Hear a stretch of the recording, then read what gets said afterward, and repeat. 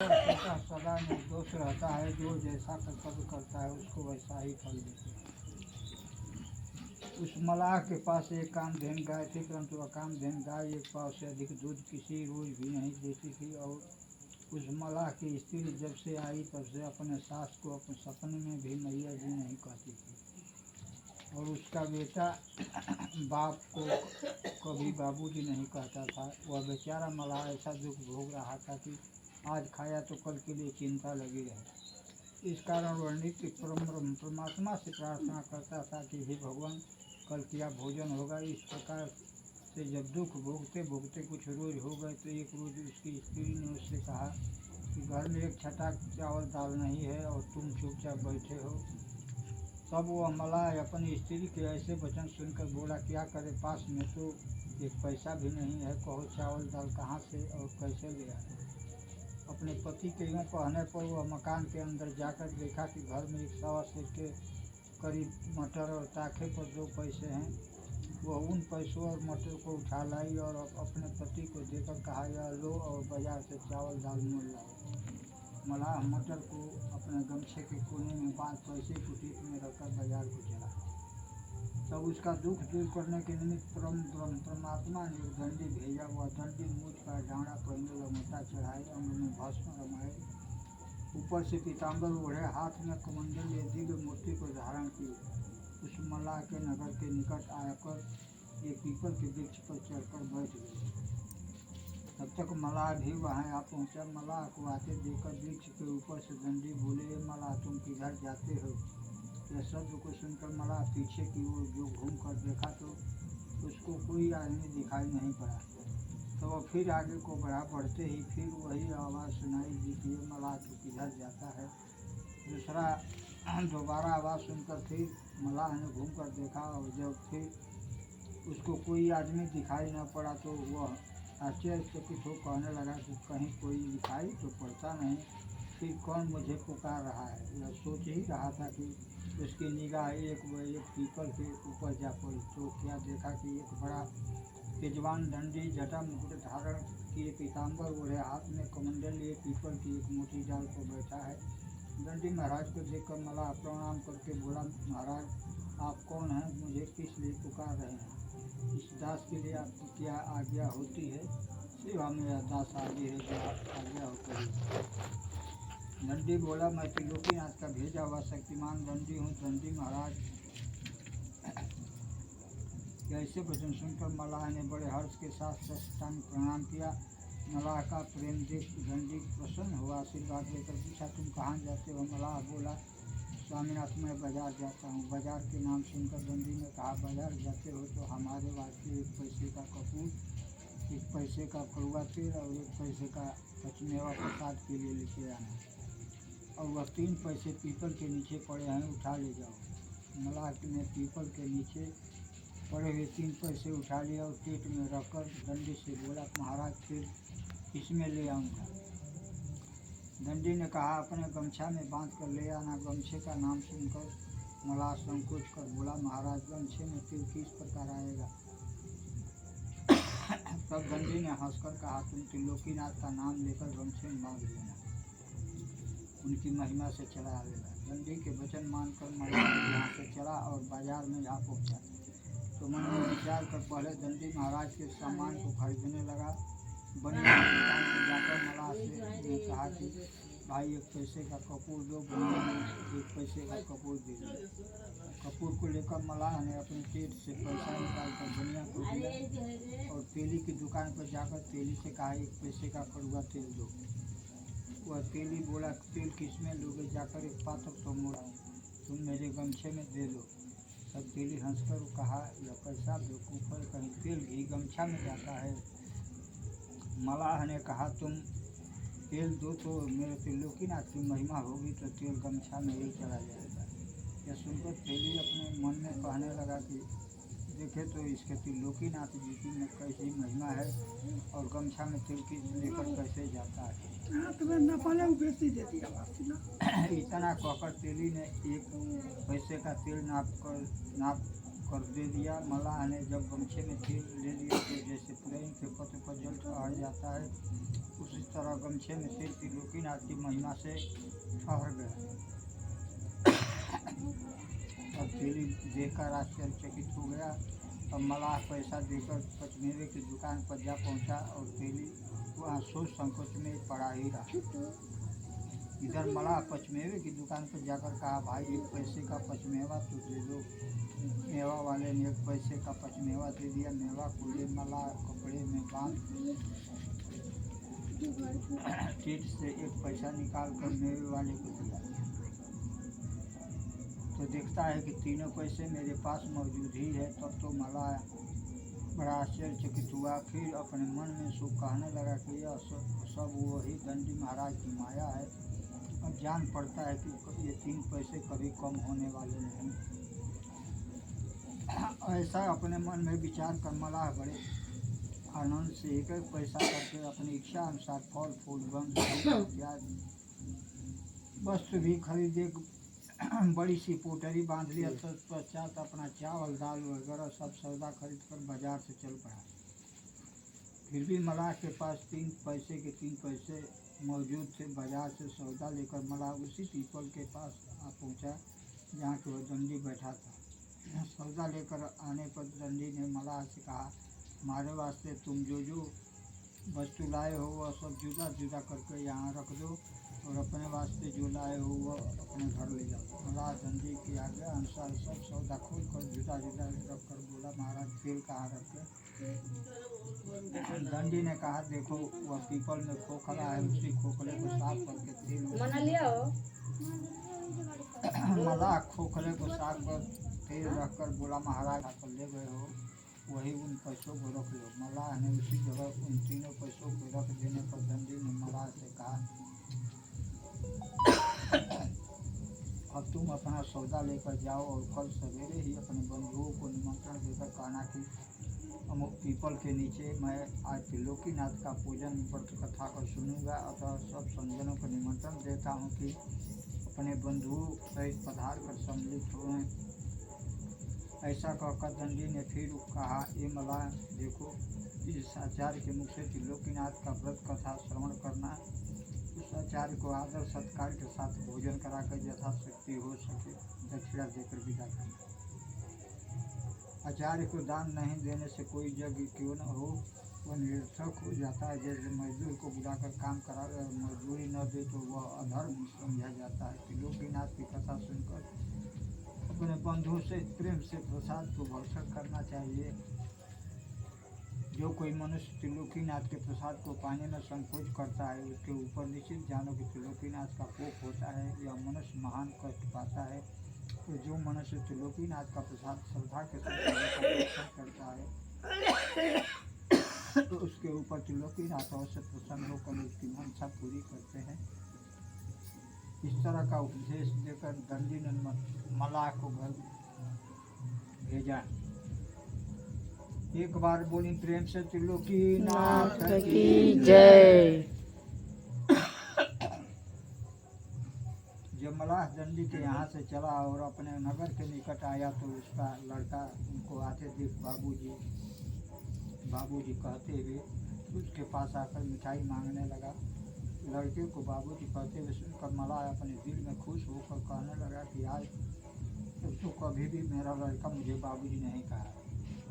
आज क्या बात है कि बड़े प्रेम के साथ बाबूजी कहते हुए मेरे पास दौड़ा आया। लड़के की बात पर मलाह चकित हो प्रेम के सहित लड़के को घर लेकर चला। उसकी स्त्री ने जब देखा कि मेरा पति एक बड़ा सा गट्ठर लिए आ रहा है तो दौड़ती हुई अपने सासू के पास जाकर कहने लगी कि मैया जी आज न जाने कहाँ से स्वामीनाथ एक भारी गट्ठर लिए आते हैं। ये सुनकर उसकी सास अपनी बहुत आश्चर्य हो कहने लगी थी, आज तक तो सिखलाने पर भी कभी बहू कभी मैया जी मुझे नहीं कहती थी, परंतु आज क्या बात है कि मैया जी कह रही है। बहू की बात पर वह विचार कर ही रही थी कि इतने में मलाह अपने लड़के से गट्ठर ही मकान में आ पहुँचा। गट्ठर को देख उसकी माता बोली, बेटा तुम यह गट्ठर कहाँ से उठा लाए, क्या कहीं से चोरी तो नहीं कर लाए हो? माता की ऐसी बात सुनकर मलाह ने सारा हाल खबर सुनाया। तब तो उसकी माता और स्त्री बहुत खुश हुई और भोजन बना सब रानी खा पी कर सो रहे।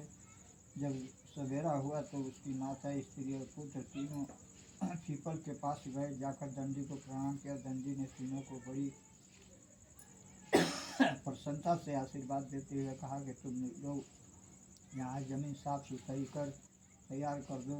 और वे तीनों दंडी के कहने के मुताबिक वहाँ की जमीन साफ करने लगे। इधर मलाह अपने बंधु बांधवों तथा नगर के सब लोगों को कथा सुनने के निमित्त निमंत्रण देकर पीपल के पास जा पहुँचा। जब निमंत्रण देकर मलाह चला गया तो किसी आदमी ने एक पंडित से पूछा, महाराज के लोकीनाथ नाम से कौन जानता है? तब पंडित जी बोले, 3 लोग 14 भुवन के मालिक त्रिलोकीनाथ है। यह सुनकर सभी लोग श्रद्धा के सहित त्रिलोकीनाथ की कथा सुनने के निमित्त उस पीपल के पास जा पहुँचे। और दंडी ने मलाह से कहा, तुम जल्दी से स्नान करके प्रसाद को स्वच्छ अमनिया करो। दंडी के कथनानुसार मलाह स्नान वगैरह सब विधि से पवित्र होकर प्रसाद को विधि पूर्वक स्वच्छ किया। तब फिर दंडी ने कहा कि चौका चंदन करके प्रसाद को 3 भागों में पृथक पृथक रखो और लोटे में जल भरकर उसमें एक पैसा और कसौली डाल उसके ऊपर आम का पत्र देकर 3 बत्ती का दीप पकड़े, तेल का जला दो और कपूर की आरती कर आसन लगाकर बैठो और प्रेम के सहित श्री त्रिलोकीनाथ का उपदेश सुनो। दंडी महाराज की यह बात सुनकर मलाह बोला, स्वामीनाथ, हमारे पास कसौली, पैसा, तेल और कपूर कुछ भी नहीं है। ये सब विधि कैसे करें? आपके आज्ञा हो तो बाजार से जाकर मोल लाएं। तब दंडी ने कहा, कोई जो हमारे निमित्त नवद्वीप में सबसे बड़े देव त्रिलोकीनाथ है। जैसे महर्षि कह गए हैं कि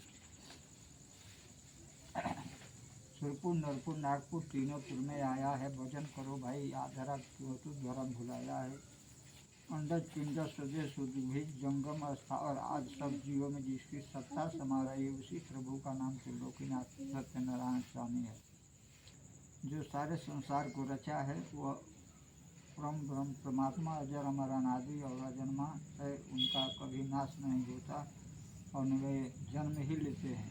और जैसे सर्वशक्तिमान है वैसा ही उनका गुण तथा कर्म स्वभाव नाम भी अनंत है। जब संसार में घोर पाप होने लगता है तब भी वह भूमि का भार और दुख हरने के निमित्त अपनी प्रचंड शक्ति को देकर एक पुरुष भेज देता है। वही पुरुष आकर संसार में आकर पापियों को मार भक्तों का उद्धार करता है। इतना कहकर फिर दंडी बोला कि जो पुरुष अपने माता पिता, गुरु और आचार्य का तथा जो स्त्री अपने सास ससुर तथा पति का अनादर करती है, तुम जो मनुष्य जीव पर दया नहीं करता, मांस मछली मंदिरा भक्षण करता है, उनको निश्चय जानो कि त्रिलोकीनाथ दंड देते। वह स्त्री पुरुष दुखी होकर संसार में कष्ट पाकर मारे मारे फिरते हैं और उनका अनादर के सिवा आदर कभी नहीं होता। देखो त्रिलोकीनाथ की कैसी महिमा है। इस प्रकार से उपदेश देते हुए दंडी महाराज बोले, जब त्रिलोकीनाथ ने सारे जगत को रचकर 84 लाख योनि को उत्पन्न किया है तो सब जीव उनकी प्रजा तथा संतान है। त्रिलोकीनाथ की पूजा तथा कथा कहने सुनने का अधिकार सभी के लिए बराबर है, खासकर किसी एक व्यक्ति के लिए नहीं। जो सारे जगत को खिलाता है वह खाने के लिए किसी दूसरे के आश्रय पर नहीं बैठा रहता। वह खाता भी है और नहीं भी खाता है। खाने का अर्थ यह है कि जब सब जीवों में वास करता है, जो जीव खाता है उनको प्राप्त हो जाता है। जैसा कहा भी है कि ईश्वर अंश जीव अविनाशी चेतन अमल सह सुख राशि, बिन पक्ष चले सुने, बिन काना कर, बिन कर्म करे, बिन आन रहित सकल रस भोगी, बिन बाणी बक्ता बरजोगी। वह सर्वशक्तिमान परमात्मा सब जीवों में वास करने वाला और उनके पाँव नहीं किंतु चलता है, कान नहीं परंतु सुनता है, हाथ नहीं पर सब कर्मों को करता है, जीभ नहीं किंतु सब रसों का स्वाद लेता है, मुख नहीं किंतु बहुत बोलने वाला है, अर्थात उनका रूप नहीं, वह निराकार है। इससे मालूम होता है कि परमात्मा निराकार रहते भी आपके सब कर्मों को जानता है। और परमात्मा के लिए प्रसाद पूजा पर नहीं रखा जाता, किंतु प्रसाद रखने का नियम इसलिए हुआ कि प्रसाद के लालच से लड़के से लेकर वृद्ध तक सब लोग आकर परमात्मा का उपदेश को सुनेंगे और प्रसाद पाकर प्रेम से त्रिलोकीनाथ का नाम लेते हुए घर जाएंगे और पाप कर्मों से बचकर त्रिलोकीनाथ की भक्ति में मन लगाएंगे। उपदेश के साथ दृष्टांत इसलिए देकर बतलाया कि लोग जाने कि त्रिलोकीनाथ ने किसको कैसे दंड और फल दिए। दृष्टांत को सुनकर कोई प्राणी पाप कर्मों की तरफ कभी नहीं जाएंगे और कर्मों का फल समझकर त्रिलोकीनाथ की भक्ति में सदा लौजी रहेंगे। इतना कहकर दंडी ने महाराज से कहा और विधि पूर्वक हवन करके आरती और प्रसाद सभी लोगों को बांट दो। परीक्षा उसी समय एक ब्राह्मण वहां जा पहुंचा। उस ब्राह्मण को देखकर लोगों ने बड़े आदर के साथ कहा, पंडित जी बैठ जाइए और त्रिलोकीनाथ का प्रसाद लेकर जाइए। ब्राह्मण बोला, पूजा को कौन बल करा रहा है? लोगों ने कहा, मलाह। यह सुनकर ब्राह्मण बोला, मलाह का प्रसाद नहीं। इतना कहकर वो ब्राह्मण वहाँ से चल दिया। तब दंडी कहने लगा कि यह ब्राह्मण बड़ा घमंडी जान पड़ता है, त्रिलोकीनाथ के प्रसाद में छूट मांगकर बहुत का अनादर कर चला गया। तो निश्चय जानो इस ब्राह्मण का घमंड त्रिलोकीनाथ अवश्य तोड़ेंगे। संसार में जितने घमंडी हुए, किसी का घमंड त्रिलोकीनाथ में नहीं रहने दिया। देखो कहा है कि हरिजन जान छूट जे माने हो छंदर सोमल खाने। जो प्राणी त्रिलोकीनाथ के भक्त में छूट लगाता है वो मलमूत्र को खाने वाला छंदर होता है। अब सब प्रसाद को लेकर लोगों को बांट दो और जो प्रसाद बचे तो उठा कर अपने घर ले जाओ। दंडी महाराज के कथनानुसार मल्लाह ने सबको प्रसाद बांट दिया। प्रसाद पाकर सब लोग बड़े आनंद के साथ त्रिलोकीनाथ की जय मनाते हुए घर गए और जो प्रसाद बांटने से बच गया सो मल्लाह लेकर अपनी माता, स्त्री और पुत्र के सहित त्रिलोकीनाथ की जयकार करते हुए अपने घर ले गया। उसी दिन से त्रिलोकीनाथ की ऐसी कृपा हुई कि उसके मल्लाह के घर से दरिद्रता निकल गई और दिन दान बढ़ने लगा। प्रेम से त्रिलोकीनाथ की जय।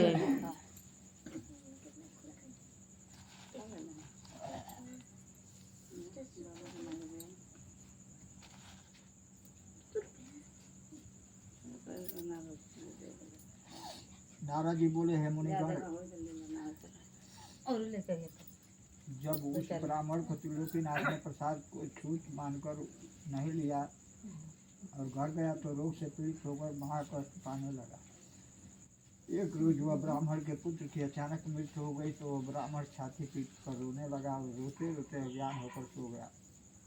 अब वह ब्राह्मण के हृदय में त्रिलोकीनाथ ने घोषित किया कि हे ब्राह्मण, तू बड़ा घमंडी है। उस दिन मेरे भक्त प्रसाद में छूट लगाकर और मेरे भक्त का अनादर कर चला आया है, वह उसी का दंड मिल रहा है। तो आज से अपने मन में यह प्रण कर ले कि त्रिलोकीनाथ की पूजा करके व्रत कथा कर सुनूंगा और भगवान के प्रसाद में कभी नहीं मानूंगा। तुम्हारा कल्याण होगा और बेटा जीवित हो जाएगा, नहीं तो तू समझ ले कि तेरा सर्वनाश हो जाएगा। जो प्राणी त्रिलोकीनाथ के प्रसाद को छूट समझ कर नहीं लेता वह महाकष्ट को पाता है और उसके धन जन भी नाश हो जाते हैं। भगवान के प्रसाद में कभी छूट नहीं लगाना चाहिए। प्रसाद को श्रद्धा के सहित ले लेना चाहिए। पीछे पान कर अथवा दूसरे व्यक्ति को दे दे। प्रसाद में जो छूट मांगता है उसके ऊपर त्रिलोकीनाथ का बड़ा भारी कोप होता है। जब इस तरह से घोषणा उस ब्राह्मण के हृदय में हुई तो वो ब्राह्मण चौक पर उठ बैठा और उस मल्लाह का प्रसाद न लेने का उसे याद हुआ। वो अपने मन में कहने लगा कि मैं उस दिन मल्लाह समझकर त्रिलोकीनाथ का प्रसाद नहीं लिया था, उसका दंड हमको अब मिल रहा है। यह समझ कर भयभीत होकर त्रिलोकीनाथ की पूजा कथा सुनने का प्रण करके आराधना किया तो उसका पुत्र जिंदा हो गया। पुत्र को जिंदा पाकर वह बहुत खुशी हुआ और सवेरे ही उठकर त्रिलोकीनाथ की पूजा और कथा की तैयारी कर मन में विचार किया कि पूजा की विधि तो मुझे मालूम नहीं, मैं पूजा कैसे करूँगा। यह विचार कर वो ब्राह्मण घर से चलो तो पीपल के पास गया जहाँ की मलाह ने पूजा की थी। वहाँ जाकर ब्राह्मण ने देखा कि पीपल के ऊपर जो दंडी बैठा है, दंडी को देखते ही उसने प्रणाम किया। दंडी ने पूछा, कहो ब्राह्मण कैसे आए हो? ब्राह्मण बोला, महाराज मुझे त्रिलोकीनाथ का पूजन करना और कथा सुनना है, लेकिन उसकी विधि मुझे मालूम नहीं है, आप कृपा कर मुझे बता दीजिए। दंडी बोला, उसी मलाह के पास तुम जाओ, जब सब विधि तुमको बतला देगा। ब्राह्मण ने कहा, महाराज वो मलाह कहाँ रहता है मुझे मालूम है। तो सुनो, उस मलाह ने पूजा की सारी विधि बतला दिया। विधि को सुनकर ब्राह्मण ने कहा, ए भाई तुम कृपा कर मेरे साथ चलो, बिना तुम्हारे गए ठीक नहीं होगा। ब्राह्मण की यह बात सुनकर मलाह उसके साथ उस पीपल के पास आया, तो दंडी को प्रणाम किया। तब दंडी ने पूछा, कहो मलाह किस लिए आए हो? मलाह ने कहा, महाराज इनको त्रिलोकीनाथ की पूजा करने से पूजा की विधि बतलाने के वास्ते मुझे बुला लाए हैं। दंडी ने कहा, अच्छा जाओ और सब विधि करा दो। दंडी महाराज की आज्ञा पाकर मलाह उस ब्राह्मण के साथ गया और पूजा का सब सामान खरीदवा दिया। तो ब्राह्मण त्रिलोकीनाथ के कोप का सारा हार अपने भाई बंधुओं ने कहकर सबको निमंत्रण देकर बुलाया। त्रिलोकीनाथ की कथा सुनने के लिए सब लोग श्रद्धा से अपने बंधुओं के साथ आए। इधर मलाह ने पूजा की संपूर्ण विधि जब उस ब्राह्मण का को बतला दिया, तो ब्राह्मण विधि पूर्वक पूजा करके आचार्य के मुख से कथा का श्रवण करने लगा। कथा समाप्त हो जाने पर कपूर की आरती कर सबको प्रसाद बांटा। प्रसाद पाकर सब लोग त्रिलोकीनाथ की जय जयकार करते हुए अपने अपने घर गए। सब ब्राह्मण आचार्य को आदर सत्कार के सहित भोजन कराकर यथाशक्ति दान देकर विदा किया। तत्पश्चात मलाह को बड़ी श्रद्धा के सहित प्रसाद देकर विदा किया। उसी दिन से त्रिलोकीनाथ की महिमा संसार में प्रचलित हुई और घर घर जाकर पूजा कथा होने लगी और त्रिलोकीनाथ सबको मनवांछित फल देने लगे। जो प्राणी श्रद्धा के सहित त्रिलोकीनाथ की पूजा करता है, उसकी मनसा त्रिलोकीनाथ अवश्य पूरी करते हैं। हम हर तरह से त्रिलोकीनाथ का अद्भुत महिमा विस्तार पूर्वक नारद जी ने मुनियों से कह सुनाई। कथा सुनकर मुनिगण बड़े प्रसन्न हुए और अपने अपने धाम को चले गए। फिर नारद जी ब्रह्मलोक गए। एक बार बोली प्रेम से त्रिलोकीनाथ की जय, त्रिलोकीनाथ की जय, त्रिलोकीनाथ की जय।